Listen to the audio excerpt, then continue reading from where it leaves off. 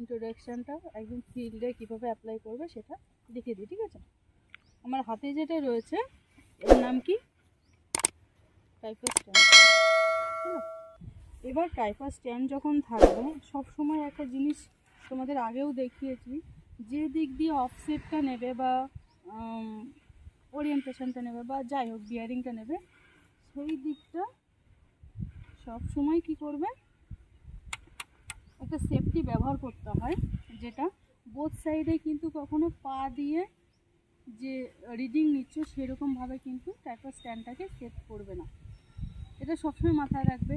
মনে করো আমার এই দিকে কোনো অফসেট নিতে হচ্ছে বা এইদিকে নিতে হচ্ছে বা এইদিকে নিতে হচ্ছে, তাহলে আমাকে সেইভাবেই কিন্তু এইটা ট্রায়াঙ্গেল করে বসাতে হবে টাইপার স্ট্যান্ডটাকে।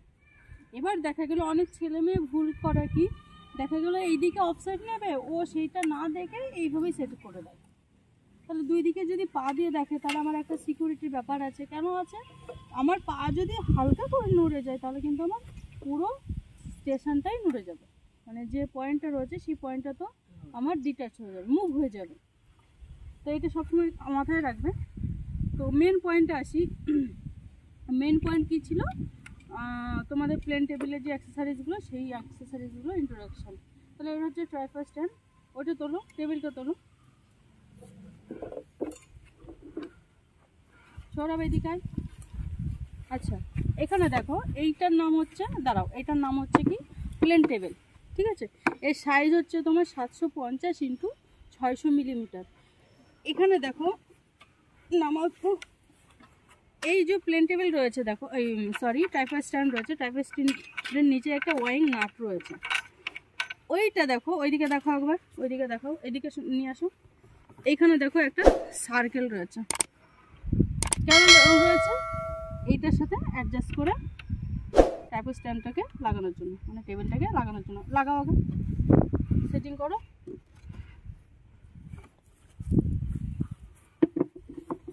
তলে দিয়ে দেখা।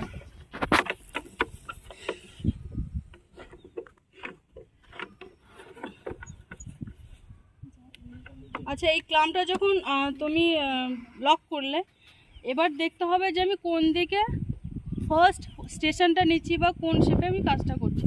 সেইভাবেই কিন্তু টেবিলটাকে আগে বসিয়ে তারপরে ক্লাম্পটাকে লাগাবে, ঠিক আছে? এরপরে চলে আসো, এরপরে চলে আসো এদিকে একবার দেখিয়ে দে ভাই, জিনিসটা দেখিয়ে দে। এই দেখো এই ক্লাম্পটা, ঠিক আছে? এটা যতটা মুভ করতে পারবে ততটাই মুভ করে লক করে দেবে। আচ্ছা, এবার সিটটাকে আপাতত পাতো, আমি ইনস্ট্রুমেন্টগুলো পরপর বুঝিয়ে দিই।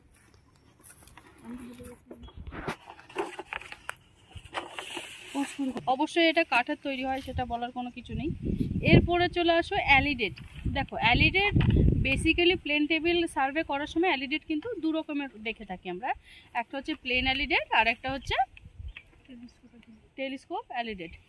এবার প্লেন অ্যালিডেট তোমরা এখানে দেখো, প্লেন অ্যালিডেটটা তোমাদের আমি ইন্ট্রোডাকশন করিয়ে দিচ্ছি, পরের ভিডিওতে টেলিস্কোপ অ্যালিডেটটা ইন্ট্রোডাকশন করিয়ে দেবো। দেখো এইটা হচ্ছে কি প্লেন অ্যালিডেট।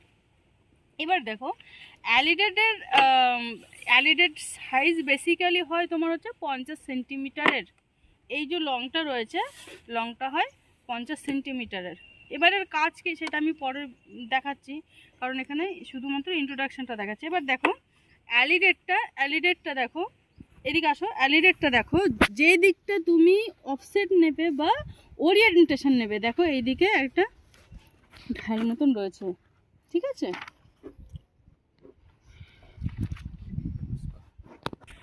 এক সাইডে কি রয়েছে, যেই দিকে তুমি অফসেটটা নেবে বা ওরিয়েন্টেশনটা নেবে সেই দিকে ওয়ান সাইডেই কিন্তু এই অভিল্ট যে এজটা, সেই এজটা কাটা থাকে। এবার দেখো তুমি যে দিক দিয়ে দেখছো, এখানে যে সার্ভেয়ার রয়েছে বা আমি রয়েছি, আমি যদি দেখি তাহলে আমি অবশ্যই এই পয়েন্টে দেখছি, এই পয়েন্টে দেখছি। ব্যাকে দেখো একটা কি রয়েছে, হর্স হেয়ার রয়েছে। তাহলে যখনই অফসেট কাট করবে, আমার নেক্সট পজিশনে হয়তো কোনো স্টেশন রয়েছে, সেখানটায় রেঞ্জিং রড মার্কিং করা রয়েছে। তাহলে কীভাবে দেখবে? আই ভেনু দিয়ে হর্স হেয়ার, দেন কি রয়েছে, অবজেক্ট দেখবে। তারপরে চলে আসো স্পিরিট লেভেল। দেখো এটাকে বলে স্পিরিট লেভেল। এটা একদম স্মল একটা স্পিরিট লেভেল।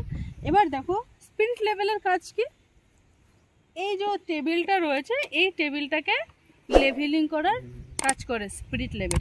এবার দেখো লেভেলিং যখন করবে এই বাবেলটা এদিকে এসে দেখো, এই দেখো বাবেলটা যখন মিডিলে থাকবে, এখানে দেখো স্কেলের মতন উড়োকাটা রয়েছে, এই বাবেলটা যখন মিডিলে থাকবে তখন আমার সেই পয়েন্টটা লেভেলিং রয়েছে। এবার দেখো প্লেন টেবিল লেভেলিং করারও কিন্তু প্রসিডিওর থাকে।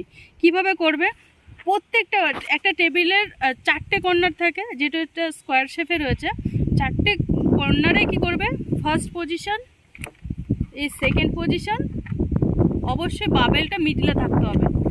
এখানটায় দেখো আমার বাবেলটা কি রয়েছে, এই দিকটা রয়েছে, তার মানে এই দিকটা কি রয়েছে, উঁচু রয়েছে আর ওই দিকটা নিচু। এবার এইটা যদি হালকা করে তোলো, দেখো আমি বাবেল যে স্পিরিট লেভেলটা আমি হাত দিয়ে দেখো তুলছি, তার মানে আমার টেবিলটাকে তুলতে হবে। অবশ্যই টেবিলটাকে যখন তুলবে, এই নিচে দেখো টেবিলটাকে যখন আপ বা ডাউন করবে, এই ক্ষেত্রে কি করবে, এই যে লেগের ইয়ে রয়েছে এটা সয়েলের মধ্যে ফিল্ডের মধ্যে বসিয়ে দিতে, সেটা কিভাবে বসাবে, একদম লাইটলি বসাতে হবে।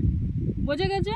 তাহলে প্রত্যেকটা পয়েন্টে স্কোয়ারে প্রত্যেকটা পয়েন্টে কি করছো, first point, second point and third point, তাহলে প্রত্যেকটা পয়েন্টে কভার করা হবে 3 বার করে, 3 4 কত 12 বার কিন্তু একটা টেবিলকে লেভেলিং করতে হচ্ছে। কম্পাস দেখা যায়, একটা হচ্ছে থ্রু কম্পাস আর একটা হচ্ছে box circular compass. Basically through কম্পাসটাই বেশি ব্যবহার করা হয়। দেখো থ্রু কম্পাসটা যেটা রয়েছে এটা হচ্ছে রেক্ট্যাঙ্গুলার শেপে রয়েছে, এই যে মেটালটা রয়েছে এটা হচ্ছে নন ম্যাগনেটিক মেটাল।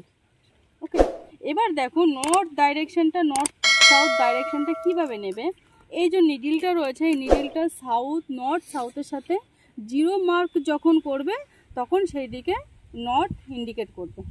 ক্লিয়ার? পরের পয়েন্ট যেটা রয়েছে প্লাম বাব উইথ ইউফ্রাক উইথ প্লাম বাব, দে কোনটা, এটা, আচ্ছা দে প্লাম বাবটা দে।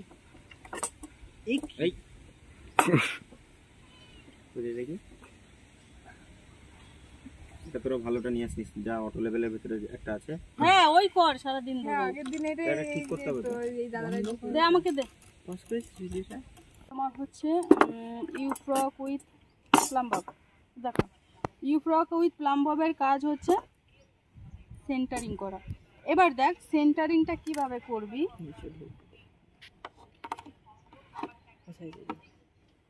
ঠিক আছে?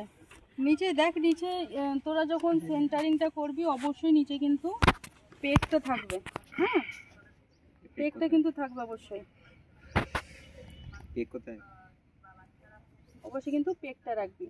এবার উপরে দেখা, যেখানে সেন্টারটা করবি সেইখানটায় কিন্তু এইভাবে পয়েন্টটা রাখতে হবে। হলো, এই হলো প্লেন টেবিলের সমস্ত ইনস্ট্রুমেন্টের ইন্ট্রোডাকশান।